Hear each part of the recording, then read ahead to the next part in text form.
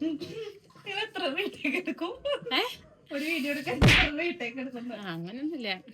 ഇപ്പൊ അടയുണ്ടാക്കൽ വ്ളോഗിലേക്ക് എല്ലാവർക്കും സ്വാഗതം.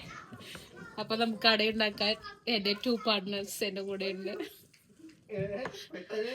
ഇപ്പുറത്ത് രേഷ്മ, രേഷ്മ ചട്ടി തേങ്ങ അരയ്ക്കും. തേങ്ങ ഷുഗറിൽ മുക്കി തേങ്ങ ഫില്ലിങ് ഉണ്ടാക്കുന്നു. അടപ്പരത്തിൽ വ്ളോഗിലേക്ക് സ്വാഗതം. ഈ കോലം കണ്ടാലും പേടിക്കരുത്, പണിയെടുക്കാണെന്ന് തെളിയിച്ചിരിക്കുന്നു.